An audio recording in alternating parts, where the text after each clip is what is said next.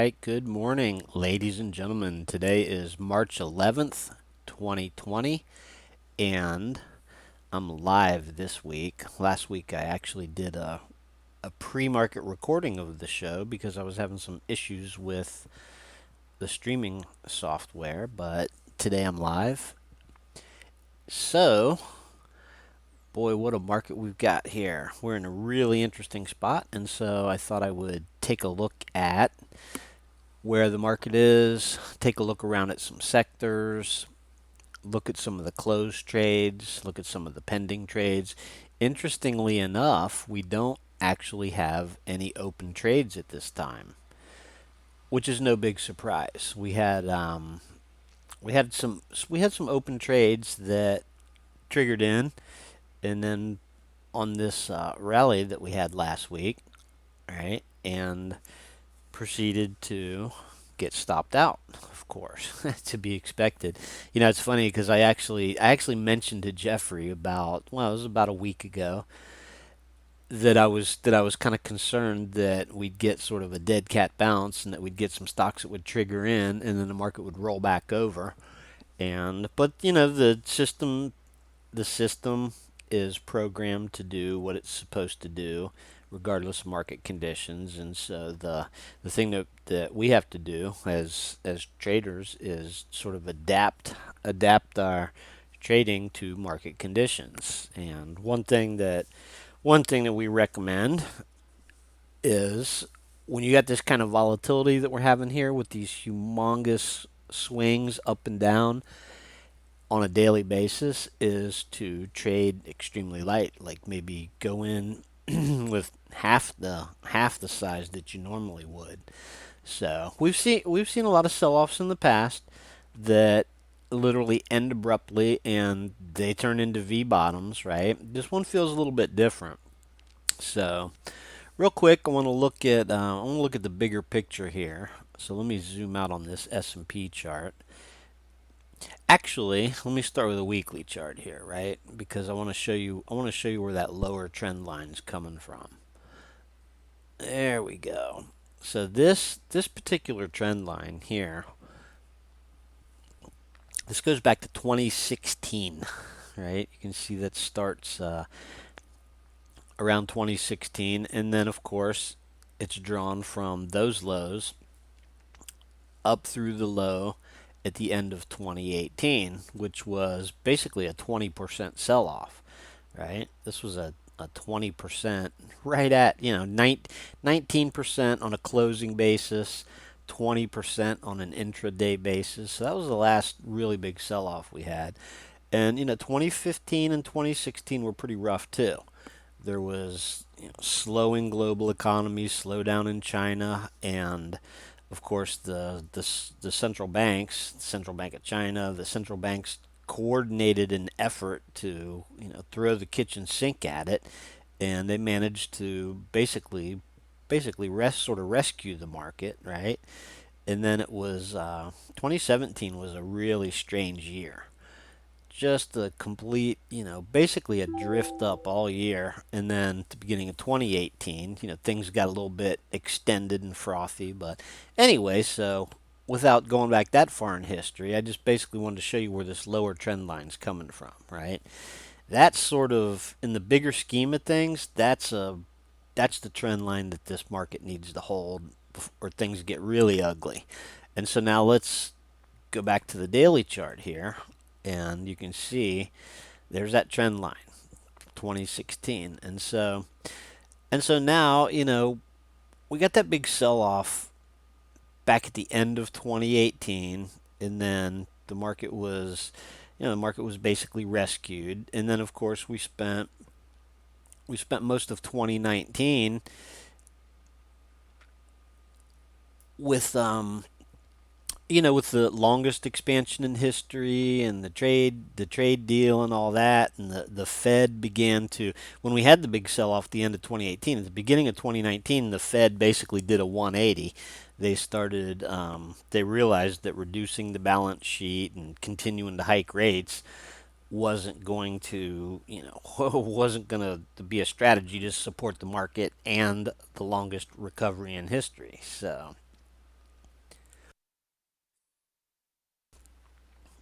let me get my chart synced up here with the show. Here we go. All right. I was looking at part of the chart that you couldn't actually see on the screen. So here we go.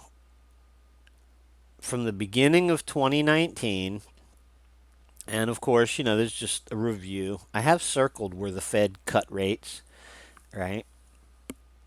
Actually, these are the three rate cuts right here. This was, well, I don't know. I had to have to. I think this was a Fed meeting, but I circle where the Fed cut rates, and of course I got the one we had an emergency rate cut just last week, right? So anyway, bigger picture here is the market has basically returned to sort of where it was. Right now, it's kind of overshooting a little bit. This is an important support level right here. That's extremely important. That's basically, call it 2720, 2725 in that area, but that's where these two lows were back in 2019, and so it's a little bit encouraging that at least for now the market's holding that level. So that's a huge support level right there. If we poke below it, there's still hope, but this upward sloping trend line from 2016 to the lows back here is the big kahuna, if you ask me. So, and of course, this is just the S&P. The other indexes all look a little bit different. So, if you think about it, or the way that I sort of view this is that, this kind of rebound and where we spent the majority of 2019 seemed fairly reasonable, especially given the three rate cuts we have. And, this rally that we had here, this particular rally is where it seemed like things were just a little bit, got a little frothy, right? You had people calling for market melt ups. It felt like one of those environments that, nothing can stop the bull market, and just sort of a drift up every day. And of course, yes, that was kicked off by a lot of policy stuff, right? And so anyway, kind of the way that I view this is that this was, obviously in hindsight, this was sort of the melt up that everybody had been talking about. And, basically if you if you were in a coma, right, back here in this area, August and September and October, if you were in a coma for, this whole melt up, you'd come back and you'd be like, well, what's the big deal? The market's basically, in the same area that it was. Now, of course, we all know what this sell off is based on, and the fact that it happened so fast, I believe, is what is really freaking everybody out. But then again, you're almost better off, theoretically, better off having a quick, sharp sell off like that than you are having to just spend months, weeks and weeks and weeks grinding down a little bit every day. So, this kind of rally here was sort of monotonous, very little volatility, and so a sell off of this magnitude, when it happens really quick, everybody's shell shocked, right? But the market, obviously, we talked about it, and you've seen it everywhere. Back over here, people were talking about valuations being the most overvalued by just about every metric. I mean, even the big Wall Street firms were saying that we're putting out charts, like if you look at Read Zero Hedge or whatever, that the market by every single metric possible was in the 80th 90th percentile of valuations, right? And then of course, all it takes when you have that kind of market and everybody's extremely complacent is some sort of an external. The market had inertia here, and inertia is where something keeps moving unless and until it's there's an opposing force, right? And so we know what the opposing force was. Anyway, so long story short, there you go. Market's kind of, trying to find some footing here. Now this volatility though is absolutely insane. And not so much the volatility as, and of course, yeah, the VIX is crazy high, but what I always look at is the ATR, right? The average true range, because that tells you, that to me is the range is more important than the volatility. And so with the ATR up here at 128, let me just grab my calculator and do the math real quick. So you take the ATR divided by the current price, and what you get is 4.5%.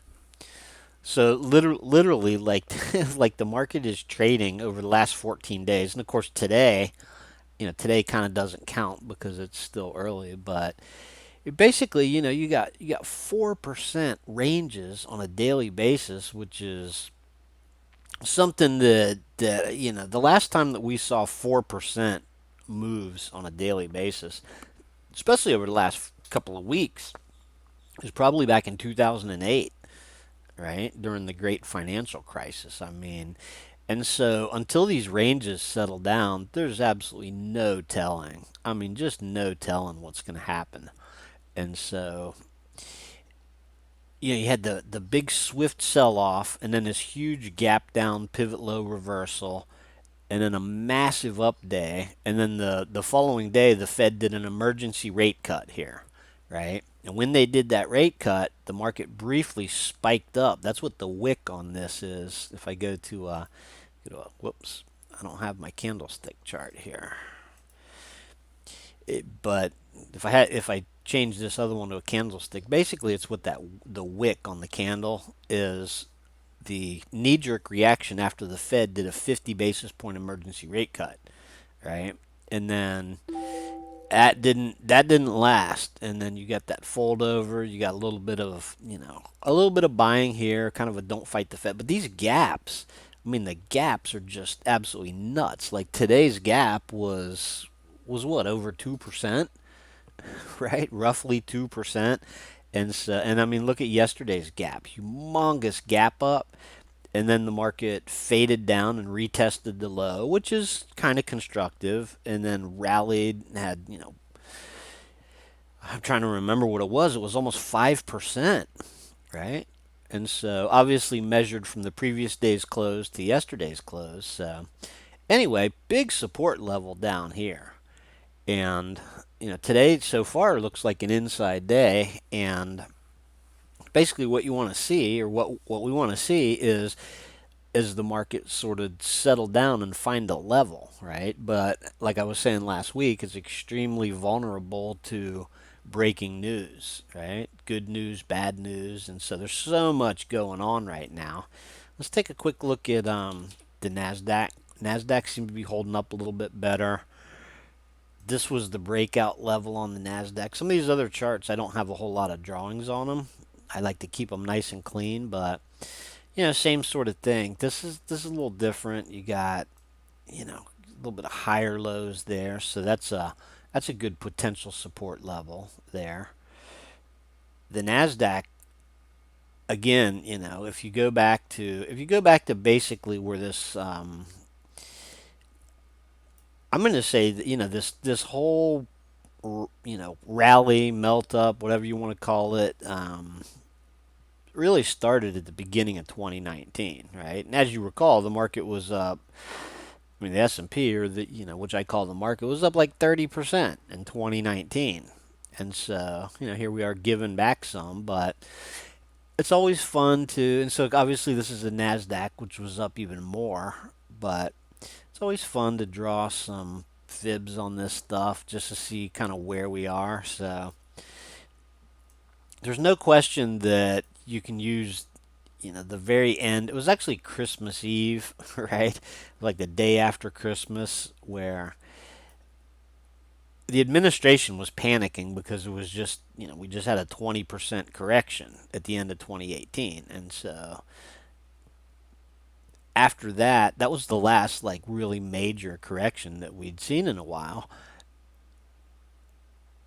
And so it makes sense to start this, you know, where we are now from there. So anyway, long story short, you can see that the Nasdaq 100 is just basically, trying to retest like half of what it had gained there. So, and again, same thing I was saying before about the S&P is that basically like this rally was sort of out of control, right? And the funny thing is that this was we had the coronavirus dip, the original one back here when all the news was coming out of China and the whole thing started, and so that was the initial coronavirus dip, and and then for whatever reason, obviously this was what they call a bull trap, but for whatever reason, the markets seemed to shrug it off for a period of time, thinking, okay, well, it's not going to be that bad, or we're not gonna have it here, or whatever the market or the participants were thinking. There was one last sort of rally to up to obviously all time highs, and and I mean, with that sort of looming, it's mind blowing that there was so much complacency and people were still buying and everything was fine when it was one of those things that was actually known, right? I mean, it was not something that just happened out of the blue. And so here's a look at the Dow, right? There's the original coronavirus dip, and it was news out of China, and it was just all over the news, for that dip. And then, for whatever reason, they bid it up again, and then all of a sudden, one day, it's funny. It's funny how that works. It's like things don't matter. Things don't matter, and then all of a sudden, one day they do, and just this is just an extraordinary. The Dow, in particular, has taken an extraordinary dip here because if you go back, the Dow is like, and I'm not even talking, we haven't looked at the Russell yet, but the Dow is really close to these panic lows back here. I mean, make no mistake, this was like panic low area back here at the end of 2018, and it's just amazing how quickly it's returned to that area. So, we've seen stuff that we haven't seen in years since the great financial crisis here recently. Coming into the week here, go back to the old S&P, but coming into the week here, the futures were halted Sunday night. Right before I went to bed, I was watching the futures were halted, limit down 5%, and I got up in the morning and they hadn't been opened yet. They were still halted all the way until the open, right? I mean, that's the way it works, right? They halt the futures Sunday night and then they don't open again. You can't sell until the open, and then it proceeded to drop limit down again 7%. I mean, it's been so long since we've seen anything like that. So everything's still kind of up in the air, obviously, right? We got an inside day here, but I mean, you got these, over 100-point intraday ranges happening a lot here. It's just there's just no telling where this thing settles. So the ranges just need to settle down a little bit. So anyway, there's a few. The carnage in a lot of individual stocks is just astounding. I mean, I find myself looking through a whole bunch of charts. There's Boeing, right? You go through these charts and you literally have to look at the weekly charts now. But these daily charts that I'm using, they go back 2 years, and so a lot of like energy, oil services, just incredible carnage. Most people watch the XLE. Um, ExxonMobil just absolutely, literally like losing half of its market cap, right? And the crazy thing about this is that, and this is sort of, this is sort of like, a good example of not catching the falling knife, right? Is there was a couple of periods over here, like in February when this thing was falling, that I started seeing a lot of people talking about, ExxonMobil having, a big dividend, whatever the dividend was. With the interest rates so low, people are out, investors are out looking for, good dividends, safe dividends in blue chip stocks. You don't hear the term blue chips any much anymore, but Exxon Mobil to lose half of its, and then we come into, it was down like 12% or something this day. I don't even remember. There was just been so much carnage, especially in the energy, right? Which of course everybody knows the story there, and that was kind of the big shock coming into this week. Right. That's the other part of the story is that let's go to a weekly chart of oil here. Yeah, the other excuse me, the other big shock to the market came when obviously Saudi Arabia is having an oil price war with Russia, right? And so it's kind of interesting, but that's kind of what that has a lot to do with, I think, the sell off. And of course, they've been talking about oil on CNBC. But yeah, I mean, overnight it was down like 30% or something. So just a lot of craziness out there, right? Um, the spider sectors, all these different sectors. Just run through some of these real quick. Consumer staples. Look at that plunge, and then look at the rebound and plunge. I mean, some of these things are just absolutely nuts. Some of these spider sectors just crazy. We looked at XLE, right? That's still scraping bottom there. And now all of a sudden, there's talk about these energy companies going belly up, right? And bonds are going to get downgraded. So when you get a sell off like we've just witnessed, there's typically other shoes to drop. Some of these charts are just absolutely incredible. Anyway, remember the utilities were doing so well. It was kind of strange that the utilities were doing so well, but I think that again, a lot of people, in this super low interest rate environment, a lot of participants and people were looking for safe dividends, and so there you go. Here's a funny one. S&P low volatility portfolio. Look at that. Even the low volatility portfolio, you know, doesn't look like low volatility to me. Although, quite frankly, it is a little bit lower than the regular S&P. So, anyway, the market itself, just a lot of craziness going on, and so all we can do is just sort of play defense, and not be too quick to jump into anything. And so I was kind of when I was trying to think the last week's show I recorded before the open, the week before that. So let's see, last week's show would have been this morning here, and then before that, the last live show I did here, and so basically at that point we had lost these lows, and so the only thing you can do in these kind of sell-offs is just play defense, right? Trade smaller positions, but I mean, here's the thing: is you could get a huge rally.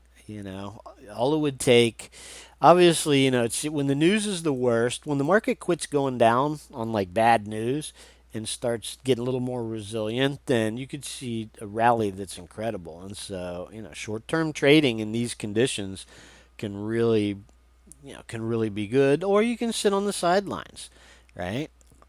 So anyway, let's go over here, take a quick look around. Like I said, no open trades, right?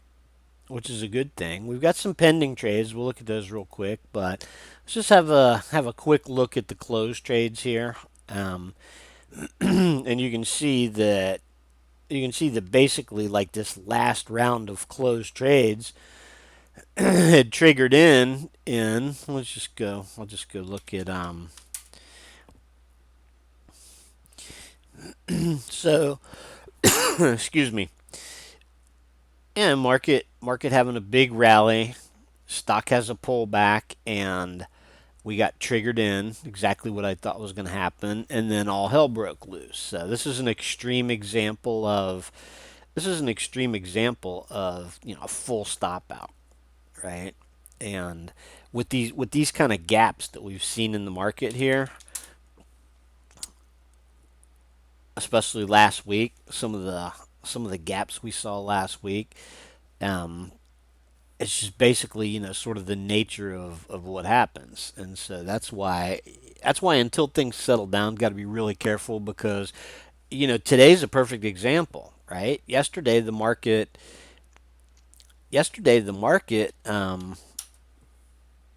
was up huge, right? By the end of the day, I mean, it was just incredible, a 5% up day. And so by the end of the day, everybody was thinking, okay, we just went up 5%,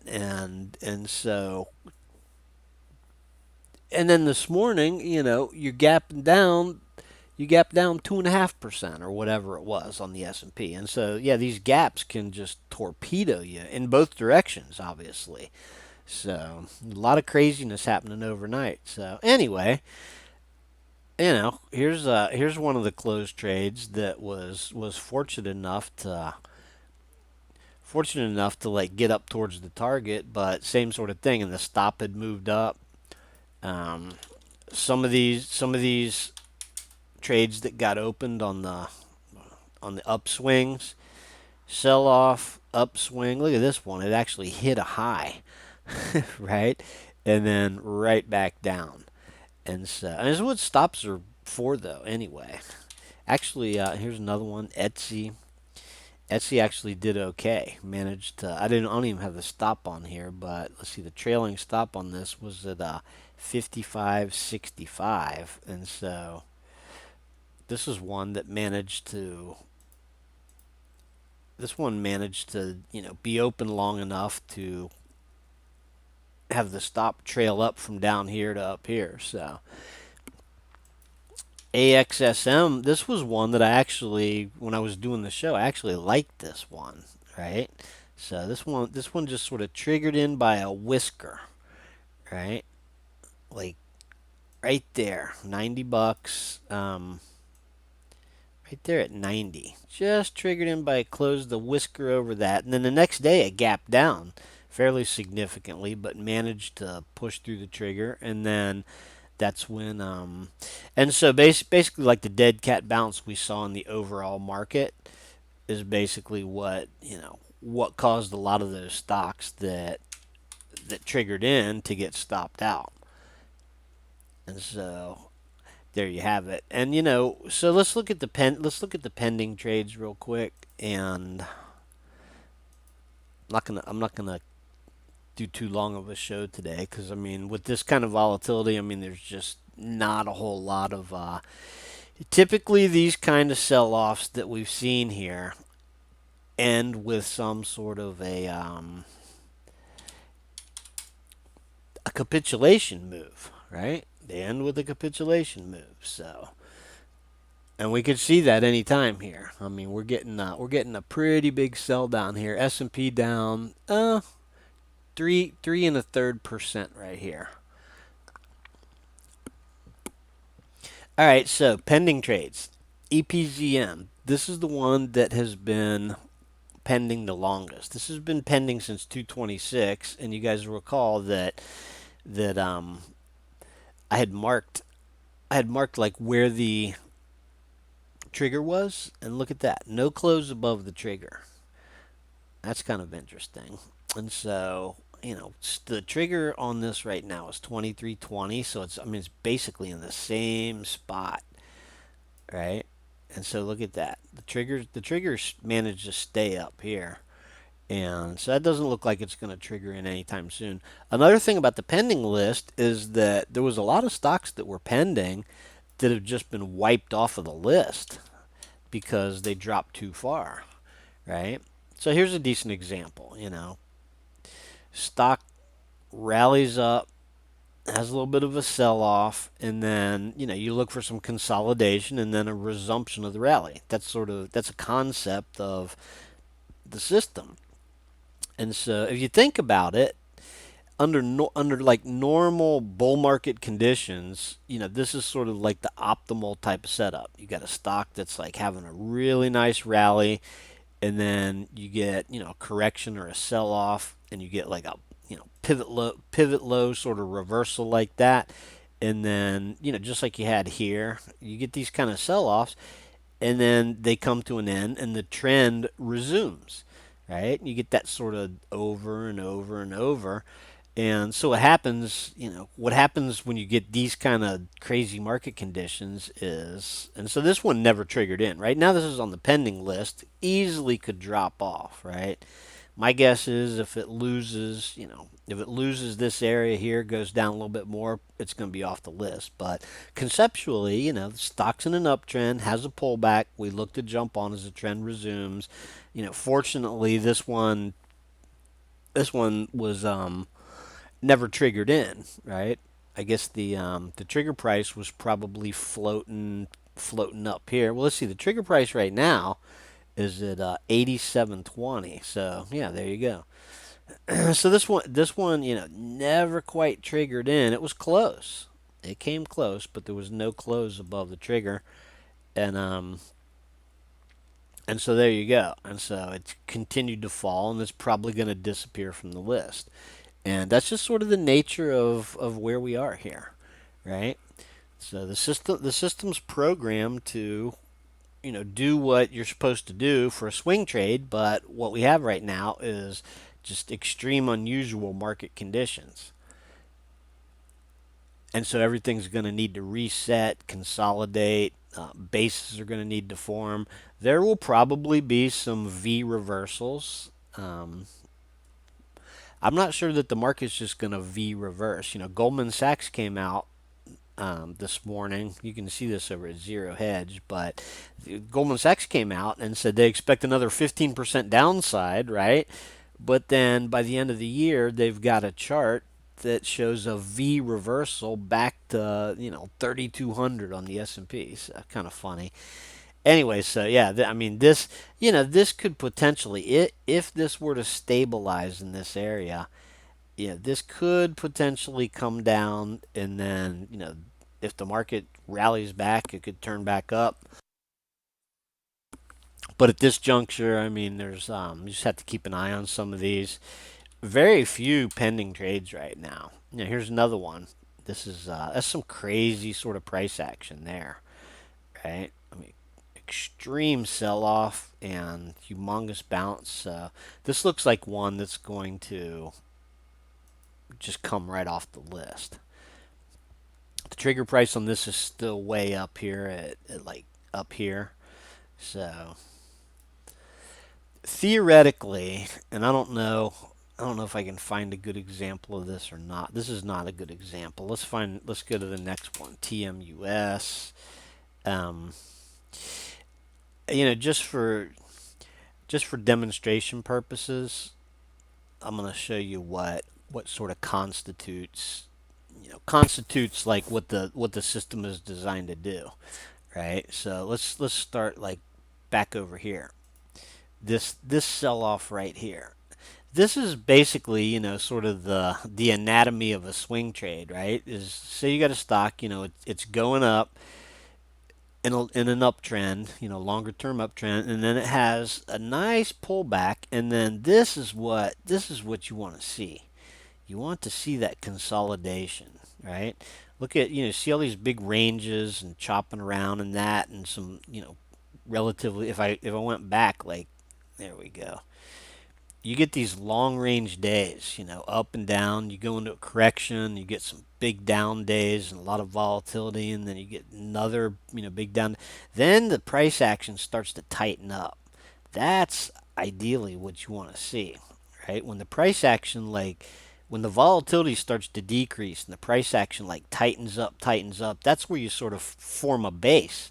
That's the idea of that. And so that's what the system's designed to do, is to look for stocks in uptrends that have sell-offs, and then ideally they would form a base and then start another up cycle, right? And so that's what swing trading is all about, right? Is catching the next up cycle. But so what we have now is we don't have anything yet. We haven't seen any tightening up of the ranges, and so that's basically what we want to see. The market sort of find a level, tighten up. Now, this time around, it may be a long time before we see. Oh, sorry about my squeaky chair. Maybe a long time before we actually see tightening of ranges and the type of basis form. My guess is that with the craziness that we're seeing here, and these ranges, we're likely to experience like some sort of either a panic low and sort of a huge dead cat bounce, or or who knows. But the ranges don't seem like they're going to settle down anytime soon. So, and all that could change pretty quickly. A few weeks from now, a couple months from now. Um, the what's caused the sell off could turn out to be overblown. It could be, and so things could start to get back to normal in no time, right? Here's an interesting one. So this is holding up pretty well. This is on the pending list, and wow, this is interesting because the trigger price is 111. I don't even know what these guys do. Everbridge. How can this stock be so strong? Wow. And quite frankly, the volatility and the ranges on this thing are nuts, right? And I guess the system is probably, this is not like your typical swing trade pullback, but with the ranges so big, the system probably sees this high and these lows here as a pullback, right? So this is some interesting stuff. Well, I'm so curious. I got to look. I got to look and see what this company does. Technology, application, software. Huh. Oh, that's something. Um, it allows mass notifications, enables enterprises and governments to send notifications to groups and individuals to keep them informed before, during, and after natural or man made disasters and other emergencies. Well, there you go. Huh, that's interesting. There's one strong stock right there. So, anyway, huh, I'll just mark that on here. Let me take this off. Be interesting to see if this thing actually triggers. Trigger 111. So close over 111. This sucker will trigger in.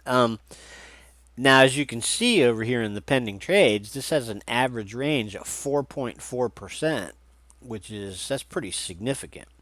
It's extremely significant. So, if this were to close over 111 today, then it'll trigger in. And my guess is the initial stop would probably, I don't know if it'd be down by this low or this low, but these are some big ranges here, right? So it'd be interesting to see. So let's look at a chart of this.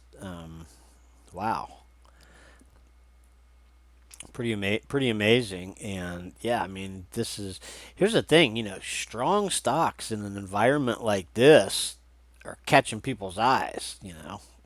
I always this reminds I've seen plenty of sell-offs like we're seeing now. Now it did happen a little faster then, but I mean this sort of reminds me of the good old days. Now the volatility's back, and so that creates a lot of opportunities. You just got to be extremely careful, and anytime basically any trade that you take, you want to be selective. You want to trade smaller, and you got to be okay with getting stopped out.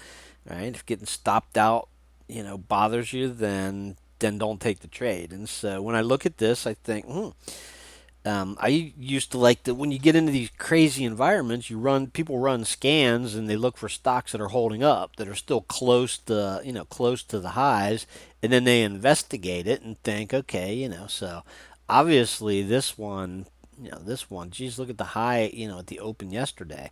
And so that's a pretty interesting looking stock, regardless of, there's one to keep an eye on, regardless of whether we get triggered in today or not. But the thing of it is that obviously anything can happen. That's why we use stops. I mean, yeah, sure, it sucks to get stopped out on a stock that you just bought or whatever. But if you think about it, there's, you know, I mean, obviously you guys know this, that there's so many stocks out there that people wish they got stopped out on.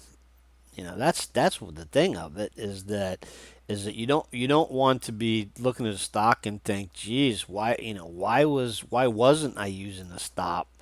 So here's another one that's pretty strong. Um, a lot of we've had some trades in this thing, quite a few actually.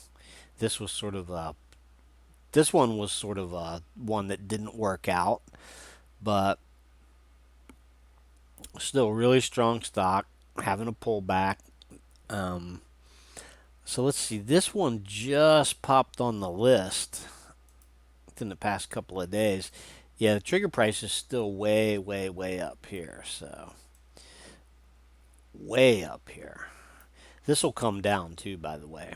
And I've talked about this many times, right? So the idea is that the price sells off.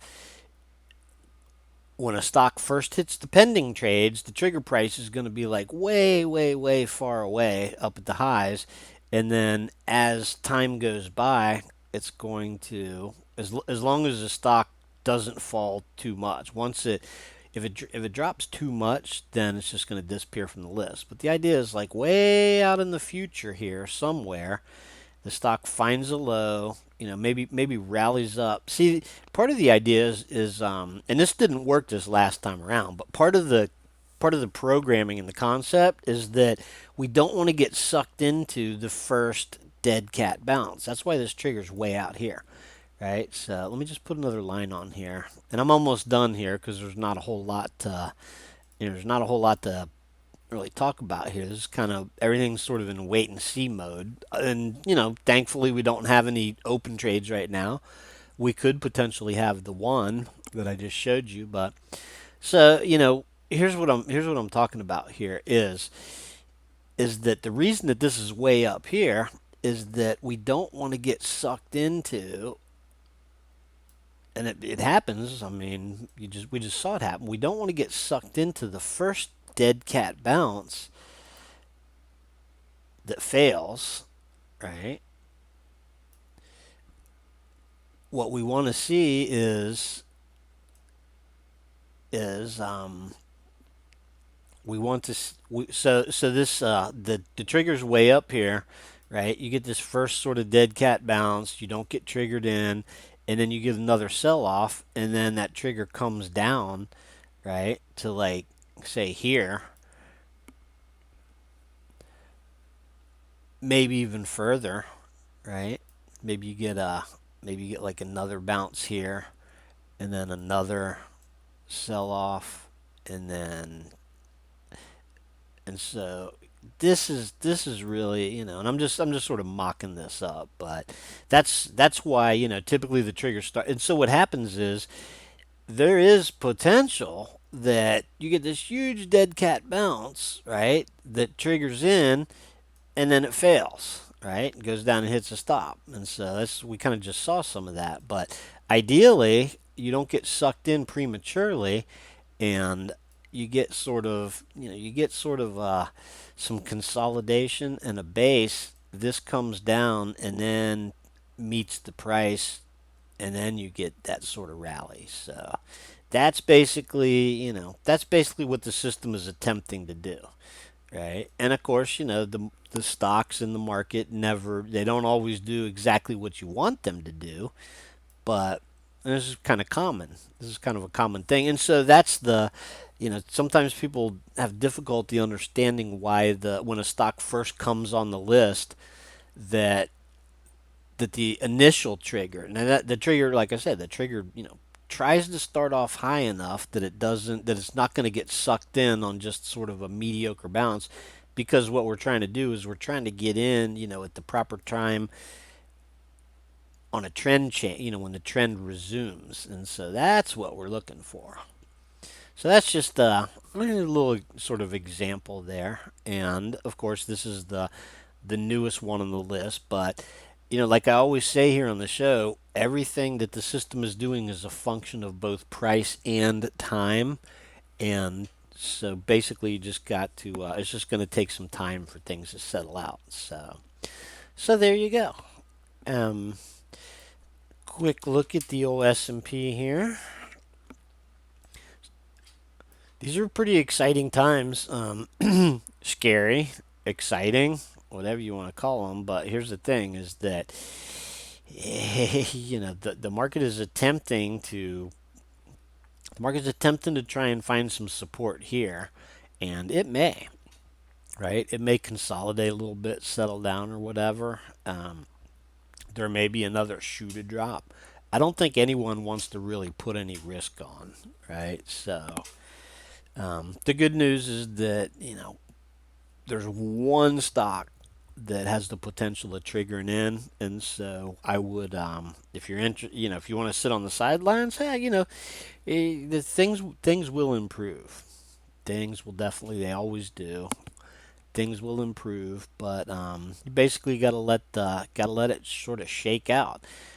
I remember back here, when we get every time we get these sell-offs, the first bounce, everybody thought that the worst of the sell-offs over, and then you get another sell-off, and then you bounce, the worst of the sell-offs over, and so you got sort of the same thing here, and it pays to be patient.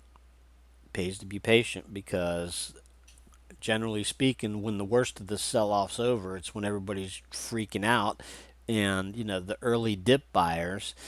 Yes, that's one of the problems I have. I watch CNBC a lot, and 2 or 3 days into the sell-off, the same people that have been right for all these years saying to buy every dip, but they always on TV telling you to buy the dip after just a few down days, and so this is what can happen, and especially with individual stocks, you got to be extremely careful. So anyway, we'll see how this shakes out here, and you know, be aware that all hell could break loose if this support goes, and then there's this uptrend line here. But in the big scheme of things, in the big scheme of things, the market's really just, and it's going to take some time to work itself out, but the market's really setting up for. It's really setting up for, this is what happens, and then things will get better, and we'll get another humongous rally. It's setting up for a good buying opportunity is basically what it is. So there will come a good buying opportunity, and just got to be a little bit patient. So there you go. Thanks for tuning in. I will see you back here next week.